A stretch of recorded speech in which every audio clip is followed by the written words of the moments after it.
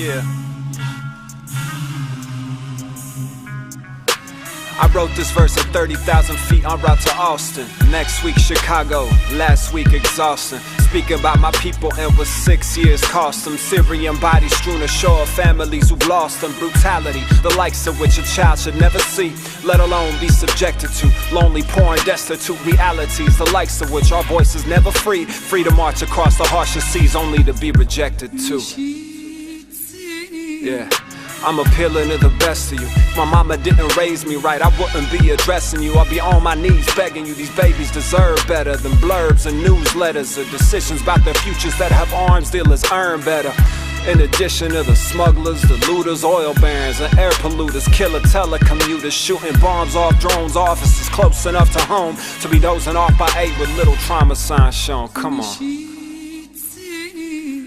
Pundits adding to the drama, one that flaunts a devil's thumbprint, but that index pulling triggers isn't charged. When the body it's connected to's in uniform garb, ain't that something? Trust me, they don't hate your freedom. It's the lies they find repugnant, it's the wars and the coups, propping up a dictator, short-term memory, long-range missile radius, and the craziest election rhetoric imaginable. How we will claim some moral high ground, this is unfathomable. The fact that Black Lives Matter has to even be said is telling. Back in 08, it was hope and chain selling. 8 years later, some Great Lakes waters were strange smelling, and Syrian lives shattered from a barrel bomb shelling on an hourly basis. While our cowardly faces stared at a camera phone reflection, drowned away in disgrace. Hundreds of thousands were plundered by thundering rounds of obliterating agony. World leaders would rather lead us to believe they're being liberated. Actually, man, the older I get, I find the meaning of freedom is relative. Shit, it doesn't even mean the same to me and my relatives. Democracy on a high horse, a high off of sedatives. Keeping up with the Joneses, that ain't being competitive. Now I'm no longer in debt, but still feel like I'm getting it. The misuse of my tax dollars, getting repetitive. Meditative retreats were all that kept me from losing. And now I look in my son's eyes to find what is relevant. Gibran, the best medicine. But if we had tried to immigrate today, they wouldn't let us in. That sun's settling. Yeah, the sun's settling. Hello and welcome to the Refugee Action Fund 2020 Virtual Gala. I'm your co-host Hussein Aladina, co-founder of the Refugee Action Fund. And I'm Julie Gersten, Executive Director of Refugee Action Fund. We are so delighted to be with you tonight to shed light on the refugee experience and explore the role of art in building a just and welcoming society. Tonight's program is unfolding against a backdrop of profound global challenges that impact all of us. We are painfully aware that we're joining you tonight virtually because we can't gather physically together. 2020 has truly tested all of us. It's shined a light both on the resilience and the strength of the human spirit, and also the injustices in our world. Today, the UN estimates that close to 80 million people have been forcibly displaced from their homes. If that's not troubling enough, 40% of those who have been displaced are children, kids. Millions of these individuals are trapped by poverty and violence. They lack access to medical care and are now facing additional dangers caused by the global pandemic. As countries close their borders or dramatically limit travel, many refugees, whose travel should be considered essential as they're fleeing for their lives, have found themselves in impossible circumstances. Thanks to the support of so many of you, Refugee Action Fund has been able to step up during the pandemic to fund critical support and services. Since our inception, because of your generosity, we have raised over $1 million to support innovative organizations that help forcibly displaced people meet their immediate needs, access comprehensive legal representation, integrate into their communities, and thrive. Let's take a moment to learn about Refugee Action Fund's impact.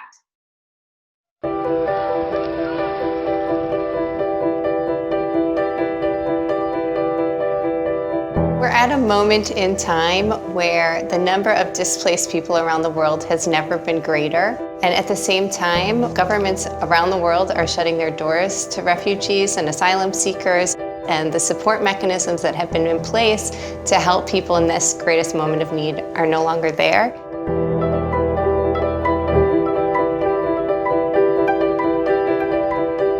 Forcibly displaced people are fleeing violence, they're fleeing persecution, war.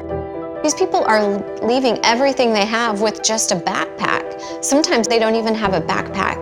They want safety, security, stability, school for their children, food on their table, basic life necessities.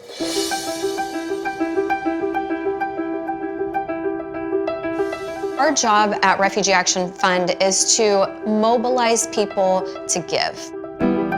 I really want to thank all of you for being here tonight. We felt like if we can create an avenue for people to respond to the global crisis, they would do so.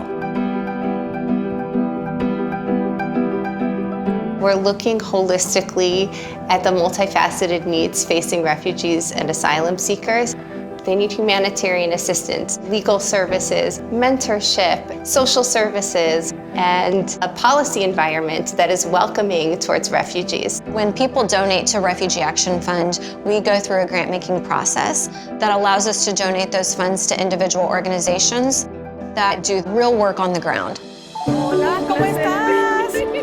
Tahay is the oldest refugee organization in the world.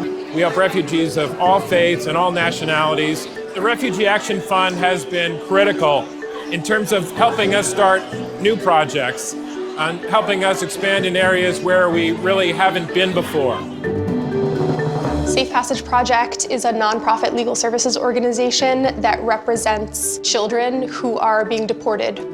Our mission is to ensure that no child faces the immigration process alone. Without the support of the Refugee Action Fund, we wouldn't be able to do the work that we do. I'm the co-founder and executive director of the International Refugee Assistance Project. We are the only organization on the planet providing full legal representation to refugees on the move. There's been a real lack of kind of philanthropic organizing around refugee issues. The work that Refugee Action Fund is doing, kind of bringing new people into the refugee sphere and helping people understand why this is important, helping activate them in different ways, is something that's really been missing from the movement for a long time. My name is Nadi Aldaban, and I'm a refugee from Syria. I'm here today with my family. We were very lucky to be here today. Coming to the United States is not like the end, like we accomplished everything. We're working very hard to be successful. At this time when there's so much rhetoric that tries to dehumanize and demonize immigrants and refugees, it's really our job to change the way that people are talking about the issue. The migrant experience is a central experience to all of us. The world as a whole has seen an endless amount of migrations. My family is an example of that sequencing. My grandparents fled Germany in the late 1930s and were lucky to do so. My mom grew up in Uganda. They had a really good life there. It changed kind of in a matter of a couple of months. She wasn't able to stay. Her life and her family's life was in danger. If it happened today, I'm not sure that she would have been able to come to Canada. It's not clear what would have ultimately happened.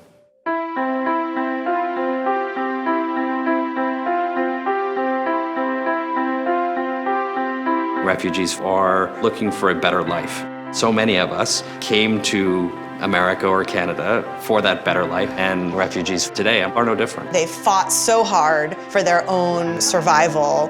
The least that we can do, I think, is try to invest in their future. Hopefully, when people look to take the next step of not only caring, but donating, we can be a place where they can trust that their money will be put to good work. It's about people coming together to say we can make a difference. People are willing to roll the dice and start everything over. And in supporting this work, that's what you can offer someone. You can offer them a totally new life.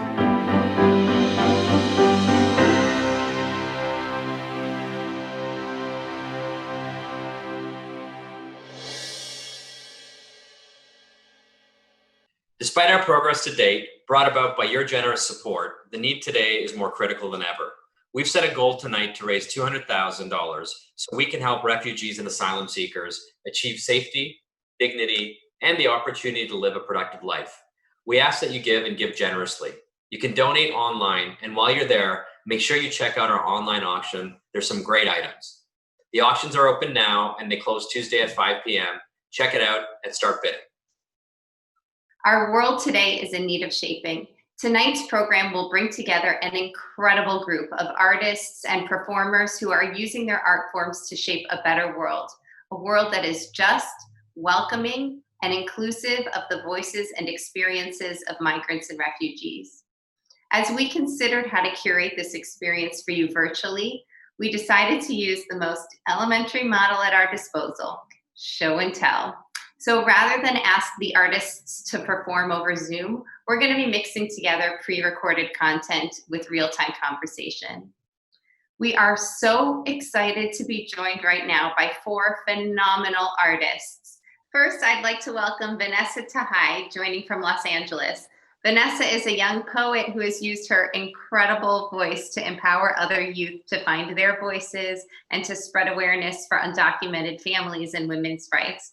Welcome, Vanessa. We are so glad to have you here. Thank you so much for having me. I'm so excited to be a part of this big event. I cannot wait. I've been nervous. I'm kind of sweating a little bit, but I'm very excited. Well, I'm not going to lie, I am too.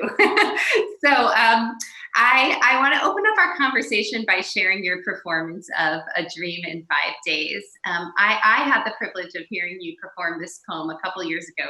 You were a senior in high school at the time, I remember, and that poem moved me so deeply that honestly, I was thinking about how to reach people virtually, and you were the inspiration for this whole event. So I'd love to begin just by screening this poem. Hi guys, I'm a senior and I'm 4'11". That's so wonderful. Okay. So the poem that I'll be reciting, it's a true story, and I just wrote this poem because I know there are many people out there who have been through what I went, and I just want to tell their story too. And this is entitled A Dream in 5 Days. Sunday. We get in the car with the coyotes, leaving behind our beautiful country, the one who saw us grow. Monday, we start a new road on our feet. We walked one night and I already finished my 1 gallon of water. I have nothing else to drink. Wednesday, sitting on a desert, dying for a drop of water. It's not fun thinking about your family, about everyone you left behind. No beauty so close to bones in less than 1 week, maybe. Someone will stare at my skeleton the same way.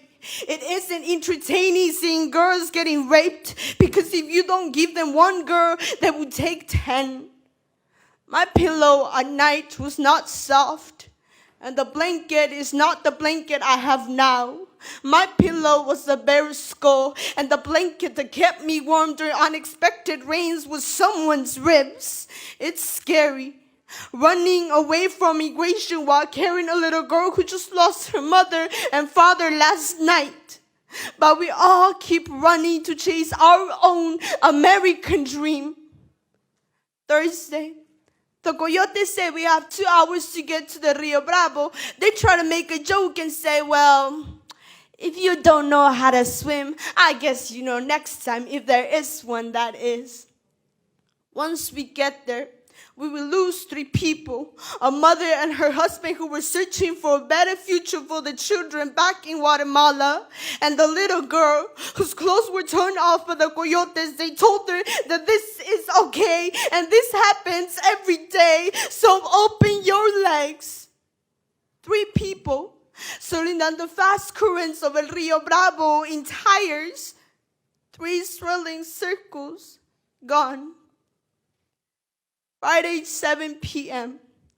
It takes us 5 minutes to swim across the currents of El Rio Bravo, our dreams a step closer to where we always wanted to be. We look up. Immigration is standing right in front of us. But it doesn't matter, because I will go through all this again to chase my own American dream. Wow. Thank you. Vanessa, can you tell us more about this powerful poem and your journey to becoming a poet?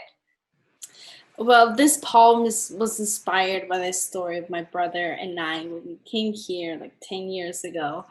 So this is what pushed me to be a poet because I wanted the story to be out there and I wanted people to know that there's these things happen and that we shouldn't really stay quiet. And sometimes expressing our emotions and what we feel helps us to know that we are human and know that we can, we can overcome things if we express ourselves. So tell me, Vanessa, how did you go from that experience to becoming this poet with such an incredible voice? I've been writing ever since I was small. I always like to write. When I came here, actually, my teacher from elementary school had given us a journal. She's like, "Look, you can write everything here, all your emotions, all your feelings." And me in fifth grade, I'm like, I love my day. My day was really great. Um, and it was middle school when I met a teacher called Miss Medina. I love her. She taught me English. She was my mentor inside like school time, outside of school time. And I still wrote there, but I never liked to share it. In high school, I met this great teacher called Lauren Kernick. She introduced me to this nonprofit called Get Lit Words Ignite. And there, it was like my whole world changed. They gave me a platform to express myself that taught me that whatever I was writing was poetry itself, that I didn't need to do as much edits or things like that, because sometimes we imagine poetry as be following certain rules or certain rhymes and everything, but my poetry is not like that. Mine is more of storytelling, and it taught me the strength of that, and it taught me that I have a voice, and they gave me a platform that I could utilize to let people know out there that there's someone else like them, and that our stories are very important to share. But one thing that struck me is that in all of your performances, you access so much emotion, and I, to me, it feels so brave to be so vulnerable like that. Can you just talk a little bit about that? Oh wow. Okay. I always cry every time I like say a poem. I don't know why. I can't help it. I just think that I connect to a certain level to my poems because of course I write them on my most vulnerable times when I'm feeling down, when I'm just when I'm mad. I'm like, let me pull out this poem, let me write a paragraph, let me write two brand new poems.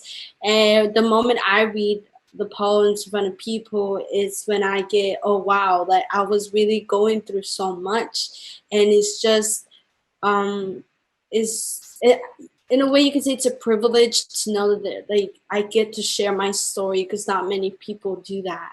Not many people have the opportunity to share their own stories. People have been silenced. People are scared to share their own stories. And from my experience, I'm like, this is my chance. This is my chance to let people know the truth and tell it how it is. And if there's emotion involved in it, well, there's emotion involved in it.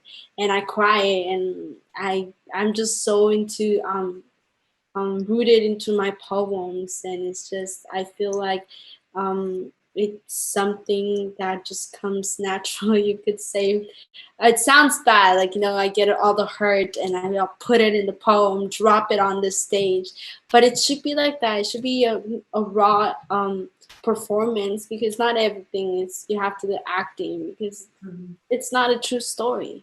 You just act it out. It's not true. That's why you have to let it come from the heart.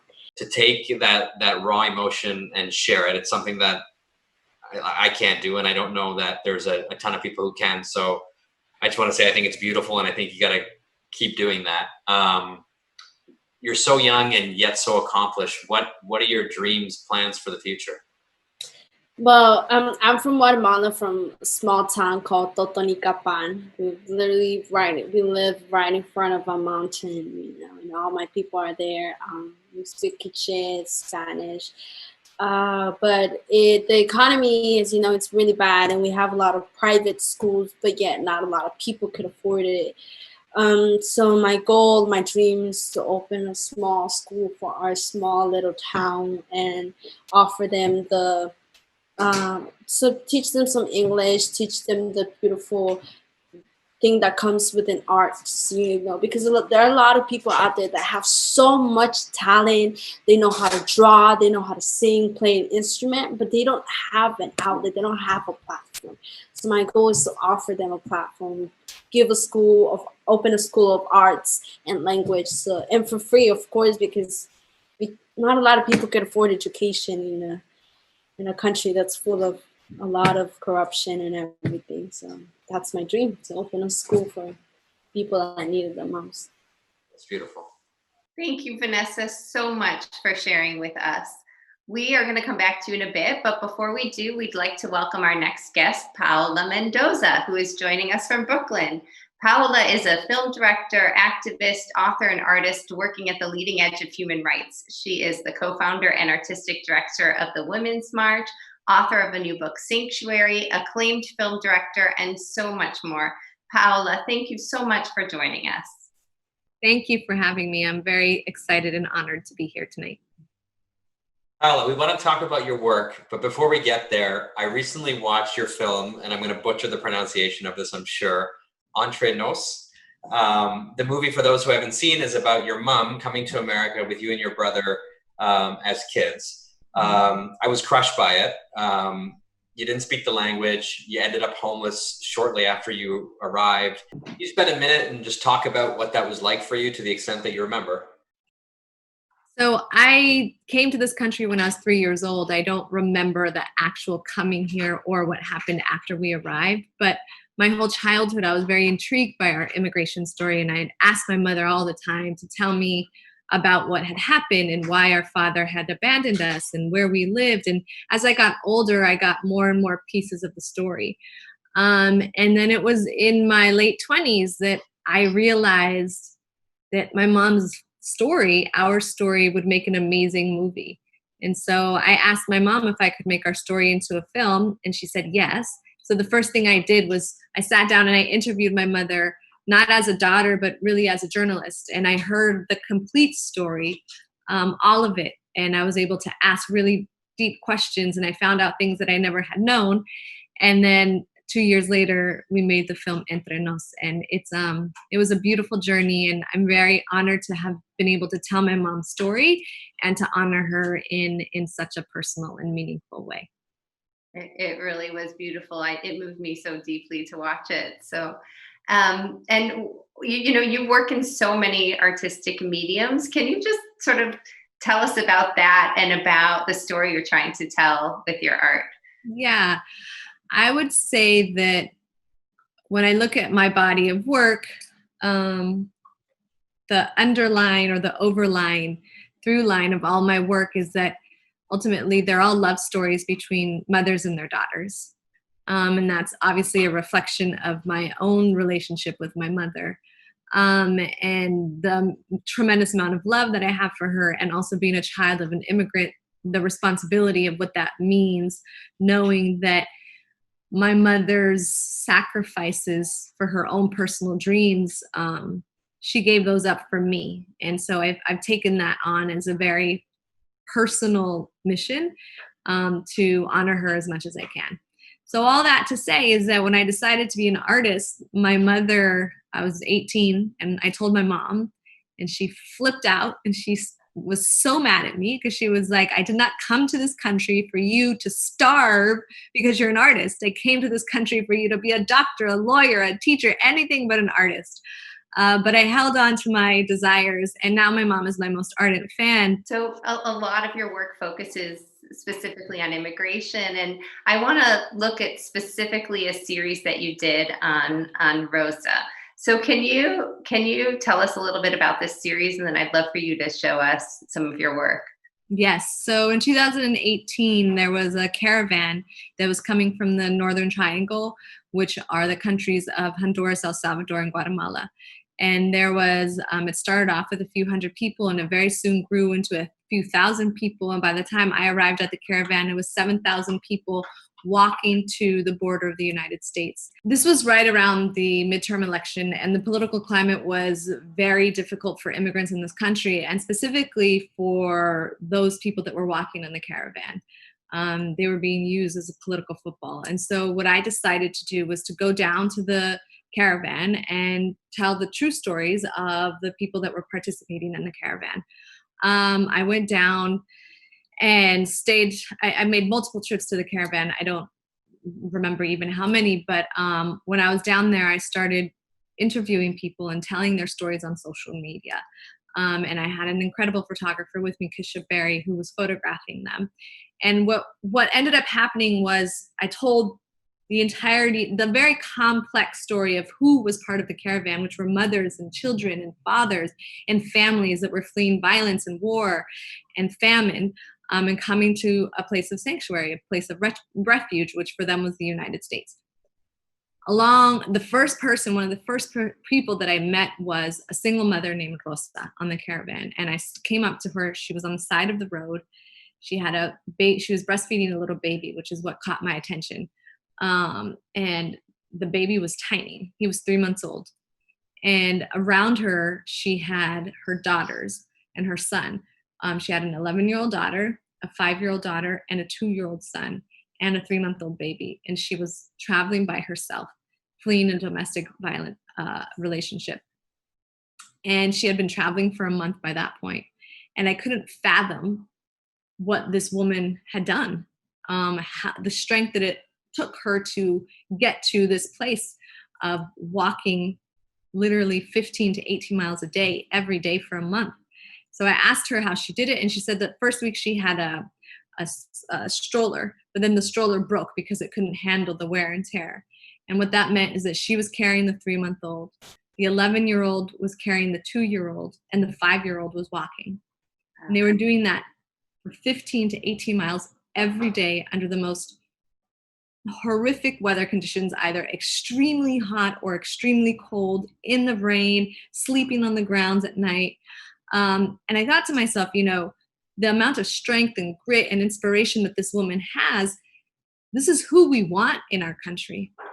Imagine what she can do if given the opportunity. Imagine what this 5-year-old who walks by herself 18 miles a day, what she is capable of if we give her the structure and the ability to do. The 11-year-old that really was a second mom and carried a 2-year-old and the responsibility of an adult on her shoulders, who could she become? And so I followed the family throughout the entire time and became very close with the family, and they ended up crossing into the United States, and they are now in New Orleans. And so the idea of this photo series is to tell the story of Rosa, but to tell the story how I see it, one of inspiration, dignity, and love, and really to use the elements of magical realism to show her strength. What an incredible story. Can you share some of those photographs with us? Yeah, so this photograph here is of Rosa walking on water. That's the idea of the image of her in this beautiful swamp with this red, stunning dress. And I think, it's pretty clear, but I'll say it anyways. What Rosa and her family did was miraculous. The fact that they walked, I think it's 2,000 miles to the border of the United States, and then crossed into the border and she got her family to New Orleans is a miraculous thing. It's a miraculous journey. And so to me, it is as miraculous as her walking on water, which is what is happening in this photograph. So in this next photograph, you have Rosa laying on a flatbed truck. She has her dress covering her and her daughters, and she's being surrounded by water jugs. And this image is directly pulled from a story that she told me about when she arrived to where they were sleeping, and there was no room in the camp, and it was raining that night, and they ended up having to find a tree down the road, and the kids were trying to sleep, and she was covering them with her body, and she just cried and cried all night. And again, it is how I imagine that moment of this incredible mother wrapping her children inside of her with what she has, and in this case it's very womb-like, and protecting them from the water. This next image is of the 2 girls. They're sitting in front of a home, and I love this image because the little girl, Kimberly, her eyes are so piercing. And it's almost like breathtaking. The focus and the clarity that even as a 5-year-old, Kimberly had to have in order to make that journey. And I think I'll share one more with you all. I have a lot of favorites, clearly, but this is also one of my favorites. And it's because the emotion that comes out of this image. You have Rosa's arms outstretched. She's looking up to the sky. This is her moment of arrival. She accomplished the impossible journey, and she is here, and the blue sky is behind her, celebrating her journey. And if you look closely, she has an ankle bracelet around her ankle, and that is because ICE has forced her to wear an ankle bracelet while she is going through her immigration proceedings here in the United States. And so she has arrived, and yet she is still shackled by the systems that are holding her within this country. And she is still surviving. Not only is she surviving, but she is thriving. And the possibility of everything is before her. And that's what that picture means to me. Wonderful. It's beautiful how you were able to provide Rosa with a voice. There's thousands of people who need our help, need your help. Thank you so much for doing that. We're going to come back to you in just a minute. We've got 2 more special performers joining us tonight, but before we introduce them, I want to remind everyone of our goal to raise $200,000 tonight. We need your support, so please visit our website to make a donation and check out all the fantastic items for sale in the auction, including vacation homes, great services, jewelry, and incredible wines. The auction closes Tuesday at 5 p.m. Eastern. I'm delighted to welcome comedian Mohanad Elshieky, who's joining us from Brooklyn. Mohanad is a Libyan-born, New York-based comedian who's currently a digital producer on Full Frontal with Samantha Bee. Mohanad, thank you for joining us. We're so glad you're here. Thank you so much for having me. Mohanad, we're going to screen a performance and then talk about it. Can you set up the scene for us? Where and when is it from? Yeah, so this performance is from Portland, Oregon, last year at Curious Comedy Theater. I filmed it during my going away show because I was leaving to Brooklyn. Thank you so much, everyone. Thank you so much. Thank you for being here. One thing about me is I recently turned 28. Anyone here recently turned 28? No, okay. I turned 28, and one of the things I decided to do, I was like, you know what, I'm gonna write more jokes about astrology and how dumb that thing is. And then 5 hours into research, I was like, wow, I'm such a Pisces. Damn, that was a Pisces move right there. Okay, I see it. I also take a lot of Ubers to go everywhere, and one of the things about Ubers is they want to talk to you and everything, and that's fine, but the last driver I had wanted to make sure that he pronounced my name correctly, so he was looking at the screen, and then he looked at me, and he was like, how do you pronounce this? And I was like, oh, it's Mohanad. To which he replied, huh, interesting.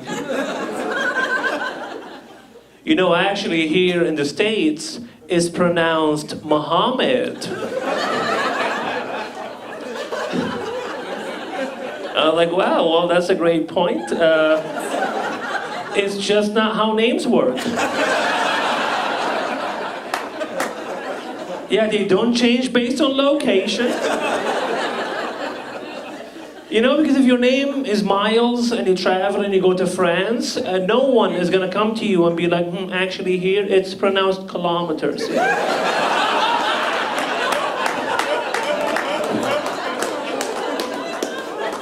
It stays the same. And I know some of you are like, hey man, I drive for Uber. And sometimes you just want to talk to people, just want to connect. There are worse things in life, and that's very true, because this reminds me of something that happened to me maybe like 6 years ago. I was driving my car back home. I'm originally from Libya, which is a place that shows up if you Google it.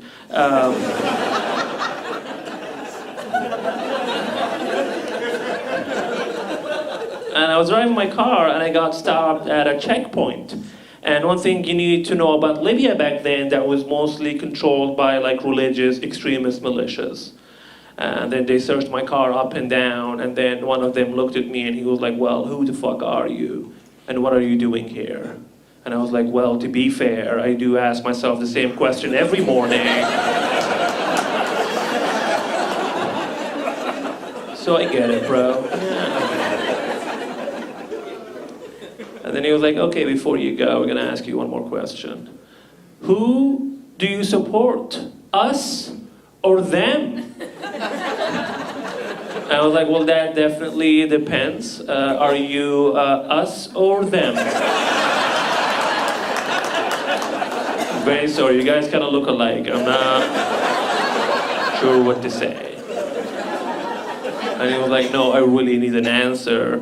And I stood there, I'm like, oh, who do I support? Oh, man, Jesus Christ. Which obviously I did not say that out loud, because that would have been super awkward. So instead I replied with, God, I support God. And he was like, that's really dope.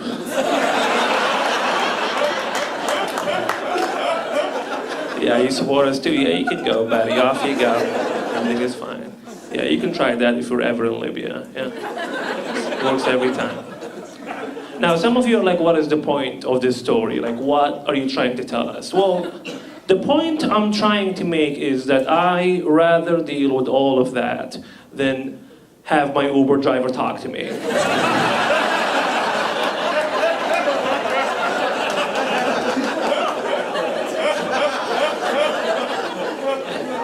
Point made.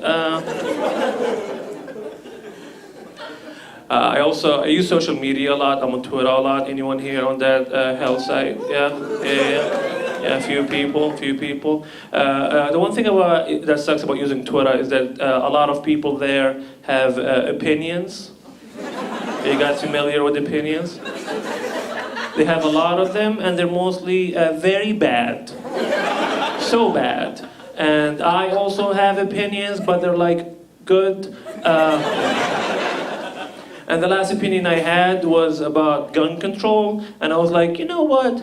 Yeah, I'm gonna tweet that to the public, to everyone to see. Yeah, there will be zero backlash. Yeah, especially with the name Mohanad, works every time. And I put my opinion out there, I'm like, this is very clever. And I believed in that. And I believed in everything I said until that guy, Kevin, replied to me. You guys know Kevin? From social media? Yeah, he's there. Kevin replied to me, and this is what Kevin said, and his reply was amazing, it was like poetry. He replied and said, "You stupid Muslim, I eat bacon 24/7. And I was like, wow, what a hateful haiku. That's should write a book. Nice. Also, 24/7, man, I don't eat bacon, but I think that's super unhealthy. Also, probably the worst argument against gun control. Just shouting your favorite food at me. And then I obviously had to track him down and shoot him. Just to prove a point, you know, very consistent. But one thing that used to happen to me a lot when I worked in retail is that people would hear my accent and they would try to guess where I'm from. Because that's a fun game for both of us.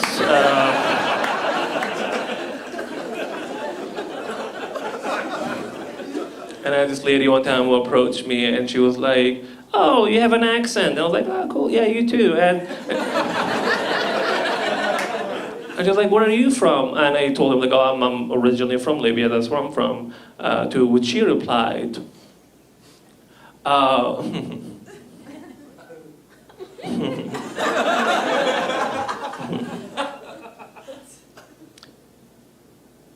do you mean Lebanon? I was like, you know what? Yeah, that's exactly what I meant. Yeah, sorry, I was tired. Yeah. For 27 years, I called it Libya. And then here you come. Wow, look at this walking globe. Amazing. Yeah, sure, the customer is always right. I'm gonna tell you one last thing where I had this really terrible thing happen to me a few months ago, where I was doing comedy in the city of Spokane, Washington. Are you guys familiar with Spokane? Anyone from there? Yeah, maybe one person.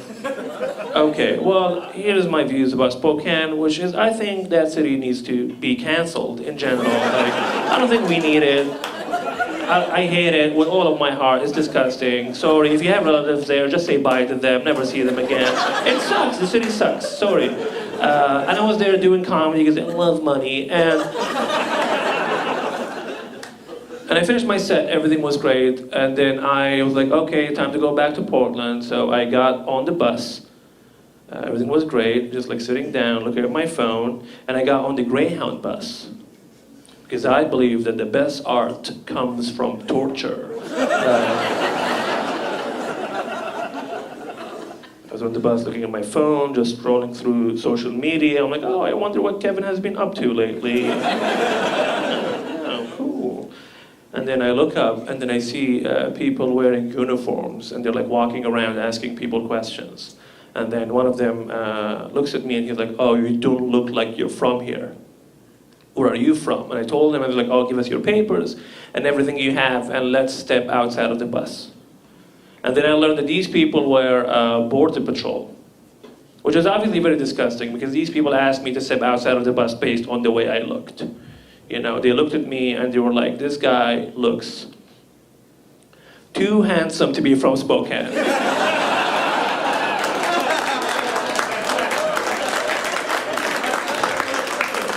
Like, he has most of his face. It's just not a give it at these parts. And then we talk outside. We're talking for like a few minutes, and then I give them my papers. They look at them, and they're like, "Oh, well, these papers look fake. They're easily falsified." And I was like, "Well, these papers have been given to me by you." So maybe do a better job. I don't know. This seems like a you problem at this point. I am not sure why I'm involved in it. Weird. And then we talked for like 20 minutes. And I told them I did stand up. And they apparently love comedy as much as they love civil rights.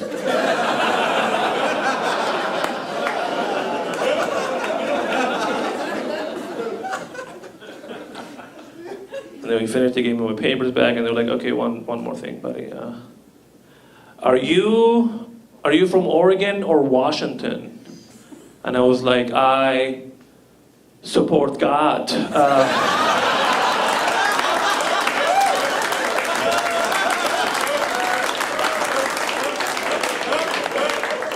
And they're like, we have no idea what that means. I'm like, I don't know, man, that's how I talk to militias. Anyway, I've been Mohanad Elshieky. Thank you so much, everyone. Thank you.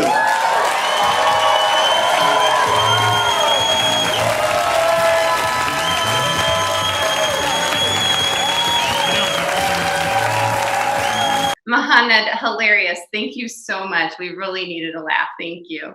Can you tell us about your journey as a comedian from Benghazi, which is in Libya, to Brooklyn? Yeah, of course. Yeah, so I'm originally from Benghazi, Libya. That's where I was born and raised. I'm the oldest. I have 4 siblings younger than me. Before I moved to New York, before I started doing comedy and all of that, I used to be a med student. I went to med school for a few years because my family convinced me that being a doctor was my dream. So I believed them, and I did it before I gave that up. I also did a lot of work with like journalism and all of that, because like for people who don't know, in 2011, like when the Arab Spring happened in Libya, there was a lot of attention on the revolution taking place in Libya. So there were a lot of journalists coming to Benghazi to cover what was happening and all of that. And one of the jobs I had was basically to work with these people and like translate for them, take them to the front lines, take them around the city, talk to people, and all of that. And I also hosted a radio show in Benghazi. That was the first radio show that we had that was in English language, so everyone can listen to it. Because the goal was for people outside of Libya to be able to listen to it and have an idea of what was happening during the revolution from locals.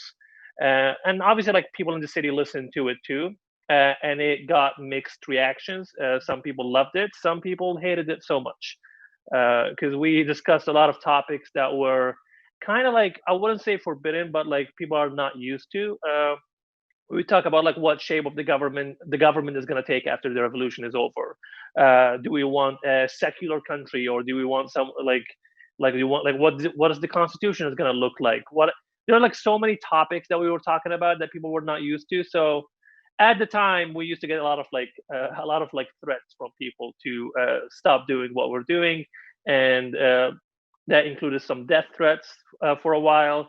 And I was like 20 years old, so to me that was very cool. I was like, wow, I'm getting a lot of attention. I don't care if these people want to kill me. It's fun. And then eventually I came to Portland, Oregon in 2014, which was not really, it wasn't a plan to move to America. It was just a visit, because I was trying to do, I came here on an exchange program to Portland, Oregon, to go to Portland State, and I was supposed to stay for 6 weeks. But then after like a lot of things were happening back home, and because of my work and like all of the things I used to do, that kind of like got me a lot of attention. So the threats I was getting like just like kind of like went all the way up to the roof.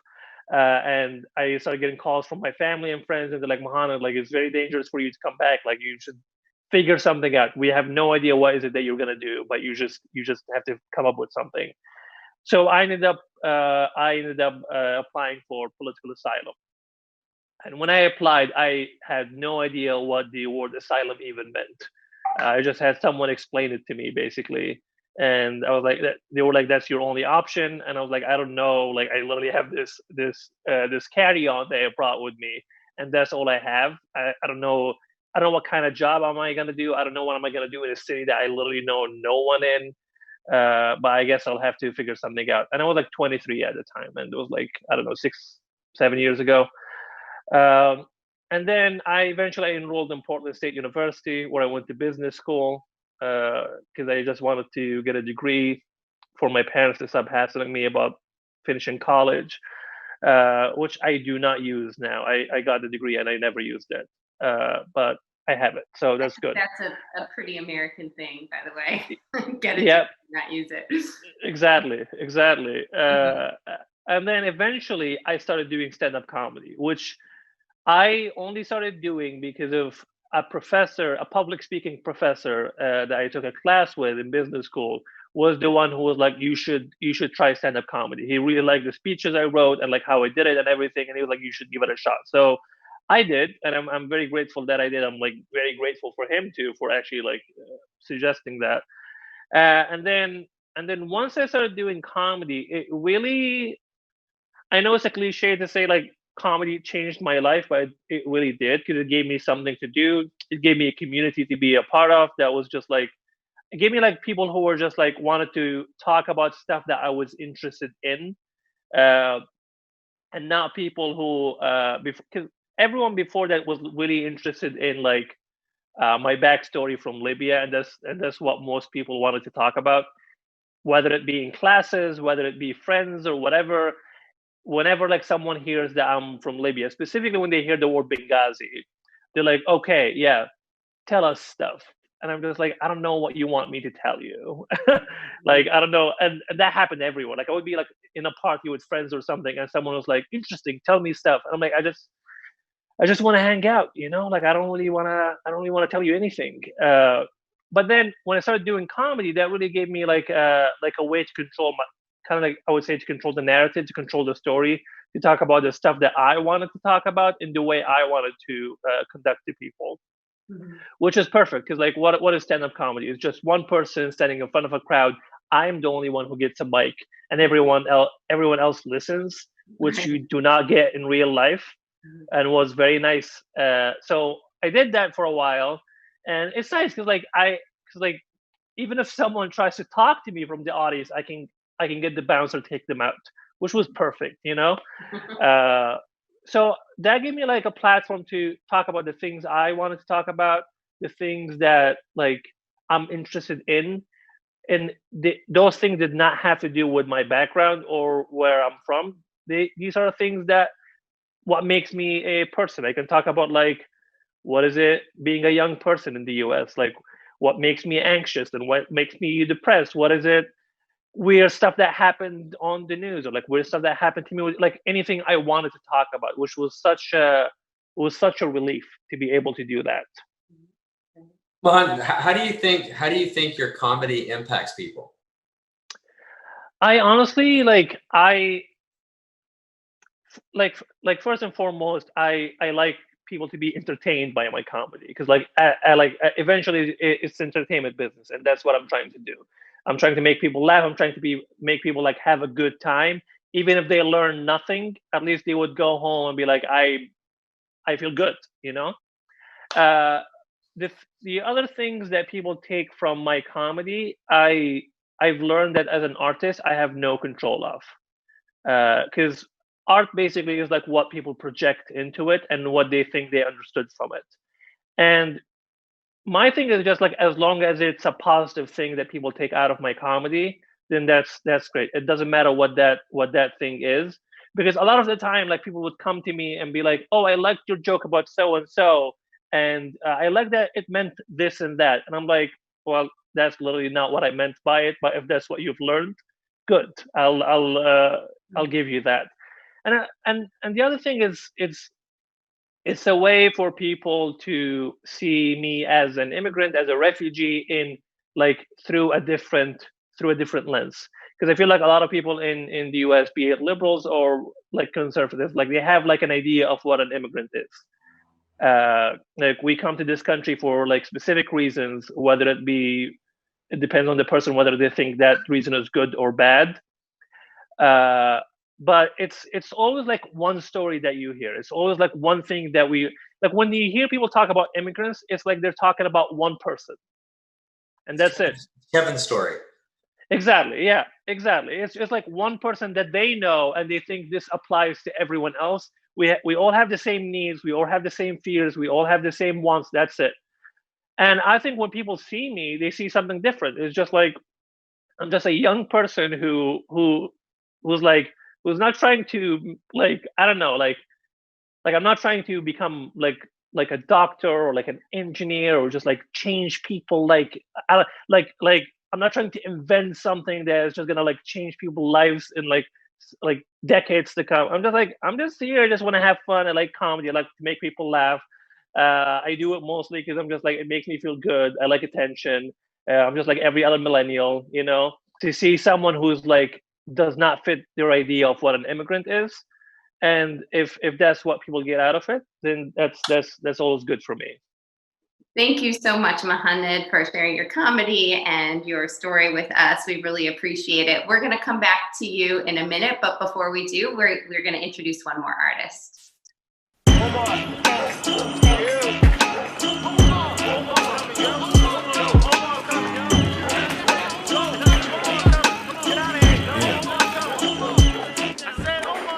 Oh my God, Omar Offendum is here. Oh my God, watch out, here comes Offendum. Oh my God, Omar Offendum is here. Oh my God, nobody can offend him. Oh, marvelously eloquent, more verses in my throat than fish can float inside of pelicans. I keep it kosher though, the key to my forever relevance.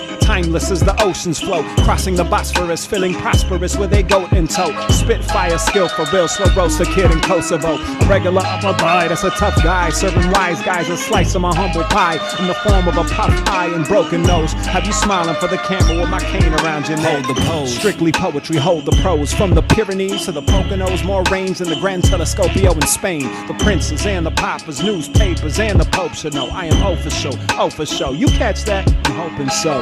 Remember the name. Omar Offendum is he. Oh my God. Watch out, here comes Offendum. Oh my God. Omar Offendum is he. Oh my God. Nobody can offend him with my voice. Offend him with my lyrics. Offend him with my style. Offend him with my spirit. Offend him with my eloquence. Offend him with my elegance. Offend him with my sentiments. Offend him with my merit. Ya Allah, Omar Offendum is he. Ya Allah, watch out, here comes Offendum. Ya Allah, Omar Offendum is he. Ya Allah. Probably doesn't need an introduction after that, but I'd like to welcome Omar Offendum, who's joining us from LA. Omar is a Syrian-American rapper, spoken word artist, and humanitarian who has recently been named a Kennedy Center Citizen Artist Fellow. Welcome, Omar. Thank you so much for having me, Hussein and Julie. It's my honor, and thank you to everybody watching. So, Omar, you so powerfully and eloquently draw our attention to the refugee experience through your music. We had the opportunity to hear your song Yours as an opening to our event, which obviously is about the conflict in Syria. Can you share the last verse with us again? It really resonated with me. Sure. I believe I said, Gibran, the best medicine. But if we had tried to immigrate today, they wouldn't let us in. That's unsettling. Yeah, that's unsettling. And what I basically meant by that was both this man right here, Gibran Khalil Gibran, has a huge influence on me. And thinking about his work and how it resonates with me like 100 years after he'd written it, many of the thoughts that he had about being somebody from Greater Syria, knowing that there was all this turmoil back home in his home country while he was here, feeling sort of guilt being around people who sleep upon soft beds while the days smile upon them, and he's got this drama sort of happening in his heart. Was something that really kind of touched me. He's also my son's namesake, Gibran, and so in that line I'm also referring to the fact that had we tried to immigrate to America around the time that I'd written the song, which I believe was about 2017, we wouldn't have been let in, and that's of course due to the political situation, the refugee crisis, and the Muslim ban and whatnot. And so the word unsettling is both meant to be that unsettling feeling deep inside, but also the very real reality of people not being able to settle. And so it's a lot packed into that last line there, and it really is close to home. It's really powerful. We did an event a couple years ago, and I made reference to my mom came as a refugee to Canada, and I think that if she was trying to do that again right now, it wouldn't have happened. So it really resonated. So tell me a little bit about your story and why you're using your wonderful voice and platform to amplify the refugee story. You're not a refugee. Why do you care? Yeah, so, my family immigrated in the 80s. I think my father saw the writing on the wall pretty early on.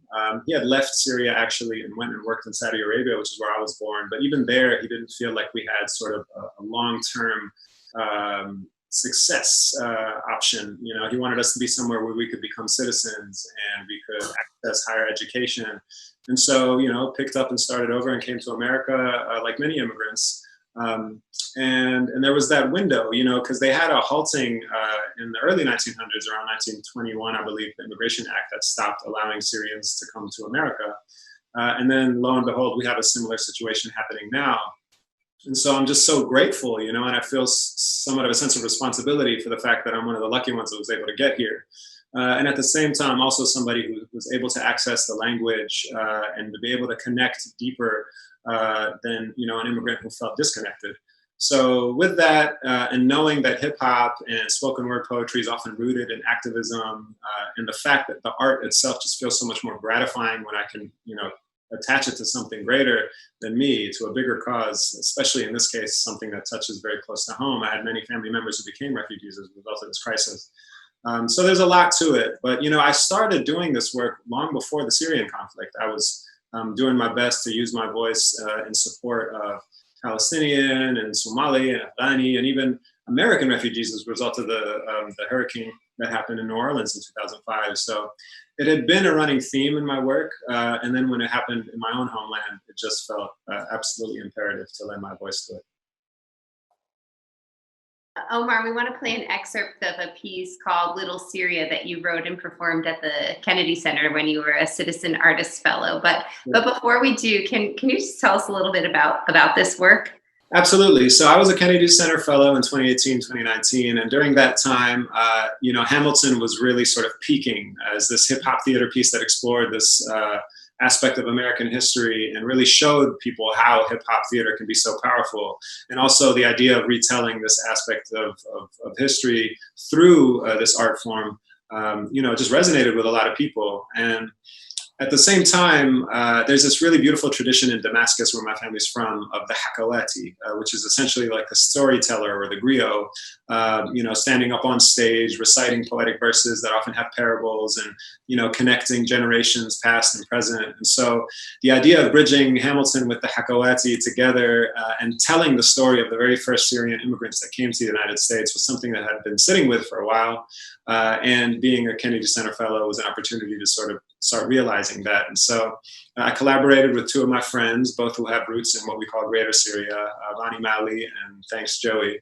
And we basically put on this really unique blend of hip hop and Arabic poetry and Arabic music and rap and spoken word to uncover some of these aspects of American history that people are not really familiar with. The very first immigrants who settled here were really influential in how the Arabic language started to become propagated through print. They've modified the printing press to be able to print newspapers and in Arabic and things like that. All this happening in New York. And they were also, there was a huge literary movement called the Migrant Poets, or Shu'ara al-Mahja.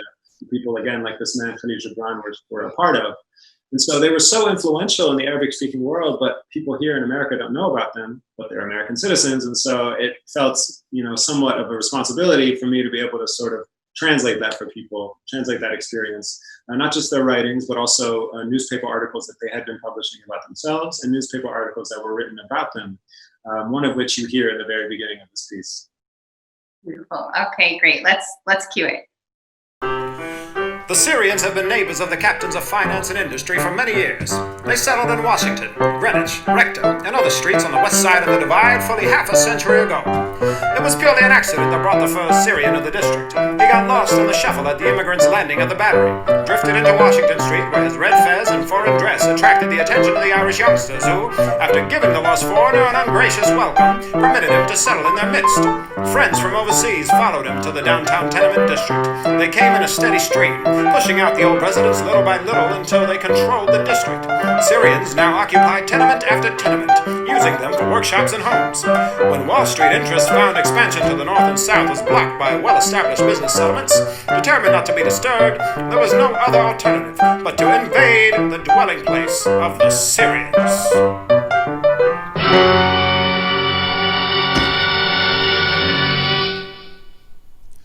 Welcome to Little Syria, a show about a show in a part of town that doesn't have much left to show for it. Where the first Arabic-speaking, Levantine-leaning Shami family said, go for it. Published some newspapers, peddled notions to their neighbors, supplied hoods with dry goods that gave New Yorkers more flavor. We made money, wrote anthems, sewed dresses, ate lamb, drank coffee, rolled grape leaves, had babies, got scammed, built houses of worship, parlors and pool halls, rubbed elbows with Italian and Irish kids in school halls, worked with fellow Semites from the East Side, fellow Asians in Chinatown, and when black folk moved up to Harlem, we showed them how we got down to the quarter tones of our heartstrings buried deep in the tenements. Echoing ancient improvisations steeped in a Byzantine Bedouin sentiment. There was life here. First Nations will attest to that. We were just the latest wave of foreigners to come along and redress the map, a short-lived experience for us Syrians, 5 decades to be exact, as real estate interests in the colony slowly but surely closed the gap. Wall Street, occupied and invaded our street and way of life, sent us packing yet again to watch the city reach new heights from across the river, inspiring this one poet to write the following verse as he gazed across the skyline late one night. هجع الناس كلهم في المدينة وتولت على نيويورك السكينة وجفوني بغمضها مستهينة لا ترى غير طيف تلك الحزينة لست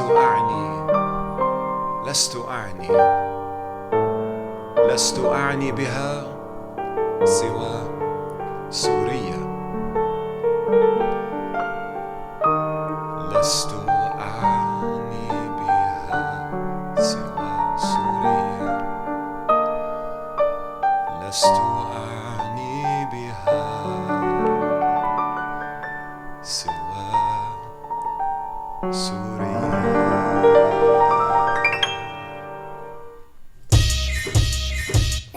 We are a people who move, always have, always will be, as wave after wave of invaders try to kill we. Romans, Persians, Mongols and Crusaders, Turkmen, Frenchmen, countless other raiders. Look, that's why I keep my boots out, waiting by the door, but you could never tear my roots out. Of this you can be sure, Syrian to the core, much like world history. Civilized yet vilified, shrouded in a mystery of grave misunderstandings like some tragic game of telephone. Using our own gospels to justify them hellish tones, violence prone, banging on our bones like some xylophone. Music to their ears were the droplets of our tears, but no more. It is time for a new chapter in this land of opportunity, where promises of rapture and happily ever after lay behind the golden door, at least for those who showed up voluntarily, albeit warily. Ya Allah, we're on our way to Little Syria. Ya Allah, see so many boats stopped in so many places, taken advantage of by so many smiling faces. Me and my entourage barely escaped the barrage. Eyes on a prize, praying it's not a mirage. My poor peerage, immigrants in steerage, indigent but ready to work, dealing with jerks at the barge office. It was hard enough getting here. Seasick, sweating, now I gotta deal with vetting here. Allow me to explain before you butcher my name. Label me unhireable, or worse yet, undesirable. I'm a man with a heart and a soul on a mission, here to build a better life, not asking for permission. I know my rights, and I intend to be fruitful. Unlike the poor trees where we came from, famine left us faint from. Several 100,000 deaths, rest in peace, west to east. Journeys from a mountain to this treasure chest of Manhattan, where anything can happen. Homeland of the Lenape, whom Europeans were backstabbing and land grabbing. Slowly redrawing the map, new world, New York, it's a wrap. Ya Allah, we're on our way to Little Syria. Ya Allah, see I've been so many boats stopped in so many places, taken advantage of by so many smiling faces. Me and my entourage barely escaped the barrage. Eyes on a prize, praying it's not a mirage. Let's go. Ya Allah, we're on our way to Little Syria. Ya Allah. Omar, I think in Little Syria, you said boats stopped in many places, taken advantage of by so many smiling faces. I probably butchered it, but something like that. You said it a couple times. What do you mean by that? Yeah, so, as I was doing research for this project, I just very quickly realized that in the late 1800s, the only way that people could immigrate from Greater Syria to the United States was by boat. And so, in that, there was a lot of the real reality that people who are on these boats coming across the seas, stopping in different ports where people speak different languages and see dollar signs, whenever they see, immigrants coming. It just really stuck with me that, this is an experience that's actually very relatable to what's happening today with many of the refugees who are crossing the Mediterranean and are left so vulnerable in many of the countries that they end up in. So I just wanted to highlight that for people because, again, one of the main points of this project was to not only talk about what happened back then, but also talk about, basically what's still happening today. And so that was the intention there. You quote a poet in Arabic who's sort of gazing back in Manhattan after he's been pushed out of Lower Manhattan. I would love to hear the translation of that and who that poet was. Absolutely. So that poet there was Elia Abu Malbi, who was, one of the writers of what they call the Pen League, the first sort of Arab American writers or artists collective that was formed in the early 1900s. And so in that line, he's saying, هجع الناس كلهم في المدينة وتولت على نيويورك السكينة. So fast asleep were all the people in this beautiful city, and falling upon New York a feeling of tranquility. وجفوني بغمضها مستهينة لا ترى غير طيف تلك الحزينة لست أعني بها سوى سوريا. Yet my eyelids and their closing still deceive me, as they see nothing but that enduring sadness that bereaves me, which of course I could only mean one thing, which of course I could only mean Syria. And so, I think about that line a lot because it just reminds me of how, no matter how resilient an immigrant is, a refugee is, at the end of the day, in so many cases, they just still very much miss being home, and even if they're able to establish themselves and do well wherever they are, that longing for the homeland sort of never goes away. And so, that's something that I think really resonates deeply, especially with immigrants and refugees who watch this piece. So I was struck by a line where you say, we're people on the move, always have, always will be. So in my experience here in Canada, obviously, I think we've done a wonderful job bringing Syrian families in. I've had an opportunity to meet some of these Syrian families, and I would say that the overwhelming majority of the people that I've met have this longing. Like they're very thankful and happy to be here, but it's less Washington Street and more Damascus that they want. Is that right? Am I off? No, I mean, I think you're right. And I think it's important for people to know that that's okay. It's okay for them to feel that way. And it's okay for folks who are not from the community to accept that fact. Like, they can be grateful to be here. They can enjoy and participate in, and engage in society here. And they should still be allowed to long for and grieve for that place that they used to call home and have all these memories. And especially when it's so, distraught and war-torn and ravaged. And so it really becomes sort of the memory of the place more than the reality of what it is, Of course, the grass is always greener on the other side, and sometimes time tends to erase some of the darker memories, Yep. But at the end of the day, having that connection and maintaining that connection is really important, because if you don't, then the death knell of cultural assimilation will come a-knocking. And if for people who are proud of their culture and their heritage and their values, it's important to hold on to those things. And so that's why I latch on to the writings of people like Khalil Gibran and Elia Abu Malbi. And I think that's why my work resonates with younger people. And I think the little Syria of today is very much Toronto, Mississauga, from what I'm told. Yes, sir. Yeah. Yes, sir. So one last one for you, Omar, and I'm going to put you on the spot. Both Julie and I have asked the audience that has joined us this evening to donate generously. We're trying to raise $200,000 for obviously a very important cause. I've got this feeling that if you were to beatbox a little bit and outline why it's important to support the Refugee Action Fund, why we're so dope, I think we do a bit better of a job. Well, I don't beatbox because that's actually just, creating music in your mouth, which is not what I do. But I will say this, the Refugee Action Fund, from what I see, is an opportunity for people who don't necessarily know exactly where to put their money, but know that they want to do something. Is the perfect organization to be donating to right now, because the Refugee Action Fund has a really great handle on all the other organizations around the US that are doing so much good for the variety of refugee communities that exist here. And so it's really, really imperative for whoever's watching to be as generous as you can, especially in this moment, because not only are you able to do something so important for people who need it, but you're also setting an example for the kind of America that we want to live in, the kind of America that we're welcoming these refugees in, and the kind of future that we want for all of our children. And so while that wasn't really a freestyle per se, that was really just words from the heart. And honestly, I'm just so grateful to everybody who's watching, everybody who is donating, and all the artists who spent their time with us today. And most importantly, to beautiful people of ARIA, the Refugee Action Fund, doing what you do. So thank you. Sincerely yours, Omar Offendum. Omar, thank you. Honestly, the pleasure is all ours. Thank you so much for spending your time with us. And really thank you to all the artists, to Vanessa and Paola and Mohanad and Omar for joining us, for sharing your time and your voice and your art with Refugee Action Fund. We are so grateful to you.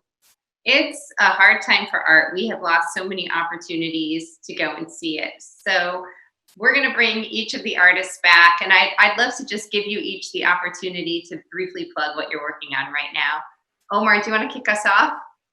Sure. So I actually just released a new album called Lost in Translation. It was produced entirely by my buddy Joey. We're both originally from Syria, from Damascus, and it features a lot of back and forth Arabic and English wordplay. The music is very uplifting and celebratory. It came out on September 14th, and you can listen to it on all streaming platforms. Lost in Translation. Vanessa, how about you? Yes, so right now I am currently working on a book, on a poetry book. I probably will be dropping it, is that what they say? By the end of this year. It's dedicated to my mother, so hopefully you all love it and my mom will love it.